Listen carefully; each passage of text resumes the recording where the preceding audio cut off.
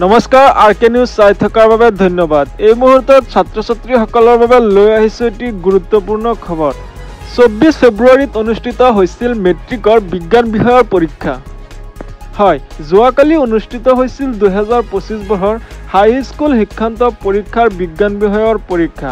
ৰাতিপুৱা 9 বজাৰ পৰা আৰম্ভ হৈছিল বিজ্ঞান বিষয়ৰ পৰীক্ষা।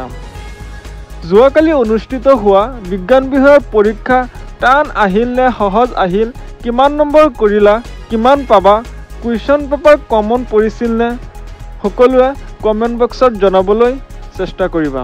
কিয়নো গণিতৰ পৰীক্ষাক লৈ ছাত্ৰ ছাত্ৰীৰ মাজত কিছু বিসংগতিৰ সৃষ্টি দেখা পোৱা গৈছিল। আৰু প্ৰথমটো পৰীক্ষা আছিল ইংৰাজী বিষয়ৰ পৰীক্ষা। আৰু ইংৰাজী পৰীক্ষাক লৈ ছাত্ৰ ছাত্ৰীৰ মাজত বহু প্ৰতিক্ৰিয়া দেখা পোৱা গৈছে।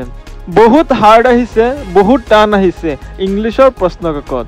আৰু ঠিক একেদৰেই যোৱাকালি অনুষ্ঠিত হৈছিল 2025 বৰ্ষৰ মেট্ৰিকৰ বিজ্ঞান বিষয়ৰ পৰীক্ষা। আৰু ৰাতিপুৱা 9 বজাৰ পৰা অনুষ্ঠিত হৈছিল আৰু 12 বজালৈ শেষ হৈছিল বিজ্ঞান বিষয়ৰ পৰীক্ষা। ছাত্ৰ ছাত্ৰীসকলক কৈছোঁ, তোমালোকৰ বিজ্ঞান বিষয়ৰ পৰীক্ষা কেনেকুৱা হ'ল, কিমান মাৰ্ক কৰিলা আৰু কিমান পাবা, কুৱেশ্যন কমন পৰিছিল নে নাই, কমেণ্ট বক্সত জনাবলৈ নাপাহৰিবা। কিছু ছাত্ৰ ছাত্ৰীয়ে কৈছে এক্সাম ভাল হৈছে, কুৱেশ্যন সহজ আহিছে। আৰু আনফালে কিছু ছাত্ৰ ছাত্ৰীয়ে কৈছে এক্সাম বহুত হাৰ্ড আহিছে। ছাত্ৰ ছাত্ৰীসকল, তোমালোকৰ মতামত কি কমেণ্ট বক্সত জনাই দিবা। এক্সাম ভাল হৈছে নে বেয়া, কুৱেশ্যন হাৰ্ড আহিছিল নে সহজ আহিছে। এনেধৰণৰ খবৰ নিতৌ পাবলৈ চেনেলটো ছাবস্ক্ৰাইব কৰি ভিডিঅ'টোত এটা লাইক কৰি দিব। ধন্যবাদ।